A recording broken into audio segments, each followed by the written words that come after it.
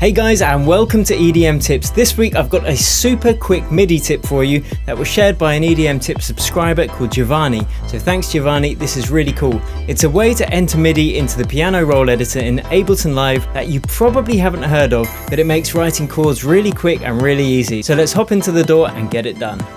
So the two most usual ways that we input MIDI data into our MIDI clips is by drawing in the MIDI notes like this in the piano roll editor.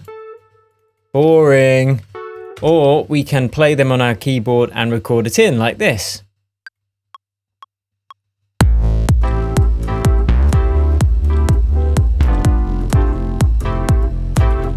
You know, but it's a bit messy, and sometimes if you're a bit rubbish at playing the keyboards, as I was in that example, it can take a while, and then you've got to go in and kind of tweak stuff and quantize it and edit it. So this is the tip that Giovanni shared with me.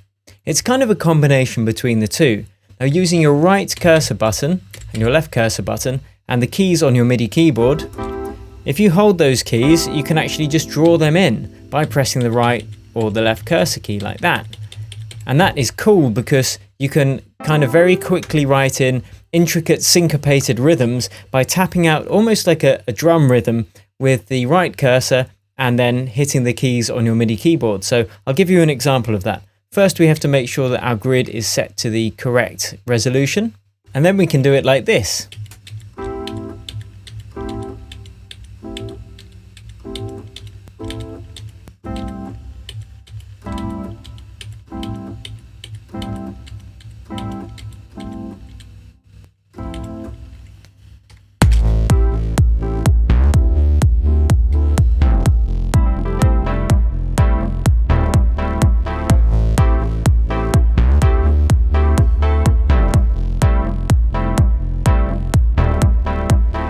So much easier, much quicker, less tweaking, less mucking around. So thanks Giovanni, I love this tip.